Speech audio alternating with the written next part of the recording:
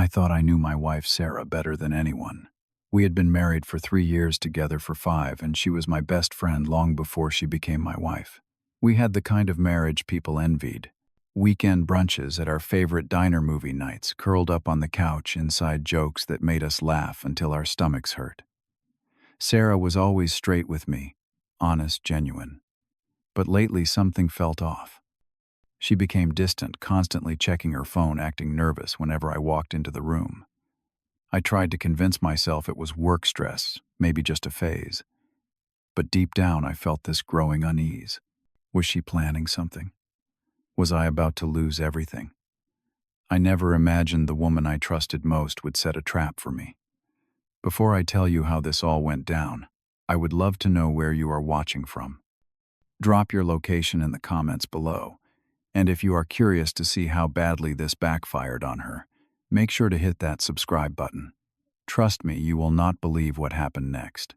The strange behavior started about 2 weeks before everything exploded. Sarah began spending more time with her friends, Jessica and Amy, 2 women I had never particularly warmed to. Jessica had gotten divorced 6 months earlier, and the experience had left her bitter. She constantly posted on social media about testing your man and how all men eventually show their true colors. Amy was the kind of person who thrived on drama, someone who had never managed to maintain a serious relationship but always had opinions about everyone else's. Sarah's girls' nights out increased from once a month to twice a week. I was not jealous. I have never been that kind of husband. But I was curious, because Sarah seemed stressed after these meetups, not relaxed like you would expect after spending time with friends. She would come home with this conflicted expression, distant and preoccupied. The physical affection between us started declining too. Fewer hugs, quick pecks on the cheek instead of real kisses. She avoided eye contact during conversations. My mind went to dark places. Was she having an affair?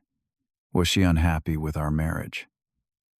One Tuesday afternoon, I called my best friend David. We had known each other since college, and he had been married for 5 years with 2 kids. If anyone could give me solid advice, it was him. We met at the Brew Haven, a local coffee shop we frequented on a Saturday afternoon. I laid out everything that had been happening. Sarah's withdrawn behavior, the increased time with Jessica and Amy, the nervousness, the distance. David listened thoughtfully, sipping his black coffee. When I finished, he leaned back and asked about Jessica and Amy's influence specifically. Dude, I know Jessica. She has been posting all that toxic stuff about testing men. You think Sarah is listening to her? I defended Sarah initially. Sarah is smarter than that. She would not play games. David shook his head slowly. Just keep your eyes open. Sometimes good people do stupid things when they are influenced by the wrong crowd. His words stuck with me, but I still trusted Sarah. I decided to wait and observe rather than confront her with nothing but suspicions. As we parted ways, David gave me one final piece of advice. If she does something crazy, do not react emotionally. Stay calm. That is your power. I had no idea how prophetic those words would become. 3 days before the incident, I came home early from work. Usually I arrived around 6, but that Thursday I wrapped up a project early and got home at 5:15.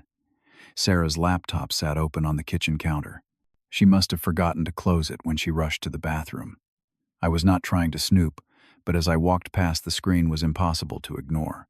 A group chat glowed on the display with the header "Operation Test Brendan." My stomach dropped. I stopped and read the messages. Jessica had written, "You need to do this, Sarah. Every man shows his true colors when tested. If he really loves you, he will fight for you." Amy chimed in. "Oh my God, yes. My cousin did this and found out her boyfriend was cheating. Better to know now." Sarah's response made my heart sink. I do not know, guys. Brendan has never given me a reason to doubt him. Jessica pushed harder. "That is what they all say until you test them. Just do a fake breakup. See how he reacts. If he is genuine, he will beg you to stay." Amy added, "Do it Saturday." We will be there to support you after. And then, Sarah's final message. Okay, I guess. Saturday it is. I stood there in my own kitchen, staring at the screen, feeling like the floor had disappeared beneath my feet. Shock hit first. Are you serious? Then hurt. Sarah did not trust me enough to just talk to me. Then anger. This was manipulation, pure game playing. But as the initial emotion subsided, I remembered David's advice. Stay calm. That is your power. I decided right then that I would not confront Sarah about what I had discovered. I would let this play out. If she wanted to test me, I would give her a reaction she would never forget.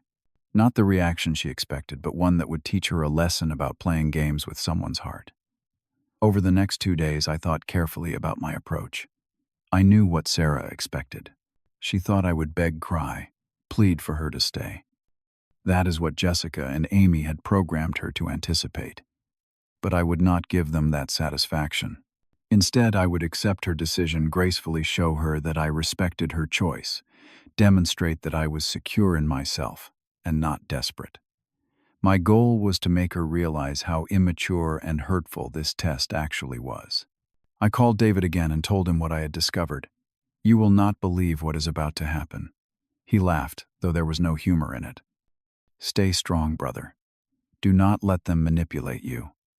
I felt betrayed, disappointed that the Sarah I married would let toxic friends poison her mind against me. Part of me wanted to stop this whole charade, to confront her immediately. But I knew she needed to learn this lesson the hard way. She needed to see the consequences of her actions. Saturday morning arrived. I woke up to find Sarah, already awake, clearly nervous. But I acted completely normal. I made breakfast, cracked jokes, was affectionate. Sarah seemed confused by my good mood. She probably expected tension, some kind of emotional buildup. I knew the storm was coming. Let the game begin, I thought. 6 o'clock that evening, Sarah asked me to sit down in the living room. She needed to have a serious talk. I acted oblivious. Sure, what is up? She was nervous, fidgeting with her hands, taking deep breaths. I could see her gathering courage for her rehearsed speech. The evening light filtered through our window, creating an ironically dramatic atmosphere for this manufactured crisis. Brendan, we need to talk about us, she began. I kept my expression concerned but open. Okay, I have been thinking a lot lately. About our marriage, about where we are going, about whether we are really right for each other. Her voice shook slightly. I stayed silent, letting her continue, even though every word felt like a knife. These doubts were not real. They were planted by bitter, unhappy people. I feel like we have grown apart.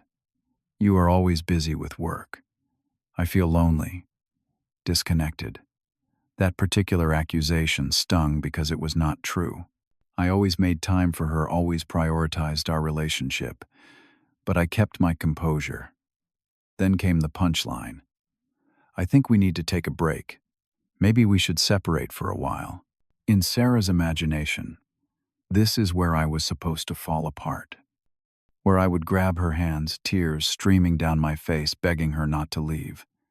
Please do not do this. I will change. Give me another chance.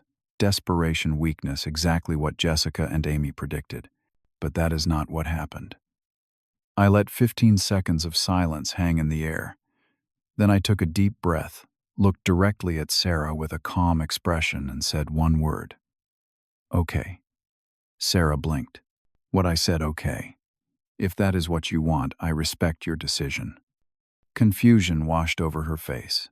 This was not following the script. That is it. Just okay, Sarah, I love you. But I am not going to beg you to stay if you do not want to be here. You are a grown woman. You have the right to make your own choices. If you feel we need space, then we need space. I could see her mind racing, trying to process this unexpected response.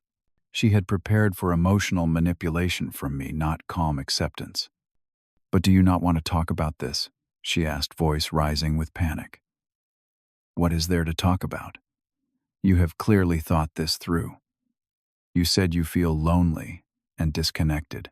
I cannot force you to feel differently. I stood up and stretched casually. I will start packing some things tonight. I can stay at David's place for a while. I walked toward our bedroom, moving with purpose but not anger. Sarah followed me, watching in disbelief, as I pulled out a duffel bag and actually started packing. Clothes, toiletries, phone charger. I was not moving frantically or emotionally. I was just accepting her decision and acting on it. This was not how it was supposed to go. Where was the fight? The emotion? The grand gesture. Jessica said I would beg. Amy said I would cry. But I was just leaving. You are really just going to leave? Just like that. Sarah's voice cracked. I turned to face her, my expression gentle but firm. You asked for space. I am giving it to you. What else would you like me to do? I do not know. I just thought. Thought what? That I would fall apart. Sarah, I am hurt, of course. But I respect myself too much to beg someone to love me. If you want to go, I will not stop you. If you want me to go, I will go. Your choice. The power dynamic had completely shifted. I was in control now, not through aggression, but through self-respect. Sarah had expected to have all the power in this situation, to watch me be vulnerable while she remained in control. Instead, she was the one feeling desperate. Can we just talk about this for a minute? She pleaded. I stopped packing and sat on the edge of the bed. Sure. What would you like to talk about? She struggled to find words. I mean, do you not want to know why I feel this way? You already told me. You feel lonely and disconnected. I am sorry I made you feel that way. Clearly, I was not enough. My tone was not bitter, just matter of fact, which somehow made it worse. That is not what I meant. Sarah, it is okay. Sometimes people grow apart. It happens. I would rather you be honest now than fake it for years and end up resenting me. She could see the pain in my eyes despite my calm exterior. But more importantly, she saw strength. I was not weak or desperate. I loved her, but I would not compromise my dignity for anyone. This was the man she married, and she was throwing him away for a stupid test. Her phone rang. Jessica calling. Perfect timing. Sarah did not answer, but I saw the name on the screen. Everything clicked into place. Your friends, I said quietly. This was their idea. Was it not? Sarah froze. What? No, I. My expression shifted, still calm, but with an edge of coldness now. Sarah, I saw the group chat. Thursday evening. Your laptop was open on the kitchen counter. Operation Test, Brendan. The color drained from her face completely. Horror, embarrassment, and shame washed over her in waves. You knew I knew. I have known for 2 days. And I let you go through with it because I wanted to see if you would actually do it. If you would actually play games with our marriage because your divorced friend told you to. I stood up, my voice steady, but emotional now. The calm facade cracked just enough to let my hurt show through. Do you have any idea how that felt? Reading those messages. Seeing my wife, the woman I trusted more than anyone, planning to manipulate me. To test me like I am some kind of experiment. Sarah was crying now, tears streaming down her face. I am so sorry, You are sorry, Sarah. We have been married for 3 years. Together for 5. In all that time, have I ever given you a reason not to trust me? Have I ever lied to you? Cheated? Disrespected you? She shook her head, unable to speak. Then why? Why would you do this? Through her tears, Sarah confessed. Jessica kept saying that all men hide their true selves, that you find out who they really are when you test them. Amy agreed. They showed me all these stories online about women who tested their partners and found out horrible things. I started doubting myself, doubting us. I know it was stupid. I know it was wrong. I felt anger surge through me. So you chose to believe 2 people who barely know me. Over 5 years of us actually living together. Jessica, who is bitter because her husband cheated Amy, who has never had a successful relationship. Those are your relationship experts. The weight of her mistake crashed down on Sarah. She had let toxic friends poison her mind. She had risked her marriage for validation from unhappy people. She had tested the one person who never gave her reason to doubt. And my calm reaction showed more love than begging ever would have. My voice broke slightly as I continued. You want to know what hurts the most. It is not that you doubted me. It is that you did not come to me. If you felt lonely, if you felt disconnected, why did you not just talk to me? We could have worked on it together. Instead, you chose to play games. I know I am so sorry. Her voice was barely a whisper. And the worst part, I would have failed your test either way. If I begged you to stay, you would think I was desperate and weak. If I let you go easily, you would think I did not care. There was no winning. The test was designed to create problems, not solve them. I took a breath and continued, needing her to understand this completely. Real love is not about tests, Sarah. It is about trust. It is about communication. It is about choosing each other every single day, even when things get hard. You do not test the foundation of your house by setting it on fire to see if it burns. Sarah sobbed harder. I was so stupid. I was so stupid. Jessica and Amy made it sound like I was being naive for trusting you, like I needed to protect myself. But I was not protecting myself. I was destroying us. Yeah, I said softly. You were. She looked up at me with red, swollen eyes. Oh God. I have to tell Jessica and Amy that you. They are expecting me to call them right now. They are waiting to hear how you begged and cried. I let out a bitter laugh. I am sure they are. And what are you going to tell them? That your husband respected your decision. That he had enough self-worth not to grovel. I bet that is not the story they wanted. I cannot face them. I cannot tell them what really happened. Why not? Is that not what friends are for? To hear the truth, Sarah wiped her eyes. They are not real friends. Real friends would not tell me to sabotage my marriage. Real friends would have told me to communicate with my husband. I see that now. Little late for that revelation, I said. Desperation filled her voice. Brendan, please. I know I messed up. I know I do not deserve it, but please give me a chance to make this right. I will cut off Jessica and Amy. I will do whatever it takes. I will go to counseling. I will. I held up my hand. Stop. Her heart sank. I could see her thinking I was really leaving. After a long pause, I said, I am not leaving. She looked confused. What, I am not leaving? But things have to change. Hope flickered in her eyes, mixed with relief and continued shame. I laid out my conditions carefully. First, you need to understand that what you did was a betrayal. It might not be cheating, but it is still a betrayal of trust. We need to rebuild that, and it is going to take time. She nodded frantically. Yes, anything. Second, Jessica and Amy. They are toxic. I am not going to tell you who you can be friends with, but I am going to tell you that those two nearly destroyed our marriage.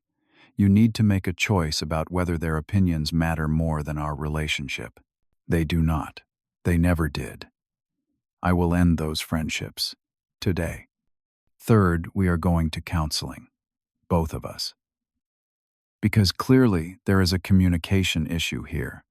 You felt like you could not talk to me about your feelings. That is on both of us. I will call tomorrow and make an appointment. I looked directly at her for my final point. And fourth, no more games. No more tests. If you have a problem, you come to me. We talk like adults, like partners, like the team we are supposed to be. Sarah nodded, tears still flowing, but with a different quality now. Relief, gratitude, determination. Sarah texted Jessica and Amy immediately that evening, cutting them off and explaining why. Jessica responded with anger. You are making a mistake. All men are the same. Amy wrote, "Wow, so he is controlling who you can be friends with now." Sarah did not engage with either of them. She blocked both numbers. I did not feel victorious about this. I just felt sad it had come to this point. We started couples therapy the following week. Our therapist helped Sarah understand how toxic friendships had influenced her thinking. She helped me understand that Sarah's insecurities stemmed from watching friends' relationships fail around her, making her paranoid about our own. Both of us learned better communication tools. Session by session, week by week, we rebuilt the trust that had been damaged. Small moments of healing accumulated over time. 2 weeks after the incident, Sarah planned a genuine date night, with no games, just honesty and connection. 1 month later, I surprised her with a weekend getaway to a bed and breakfast in the mountains. We talked more, laughed more, appreciated each other more. The test became a turning point rather than a breaking point.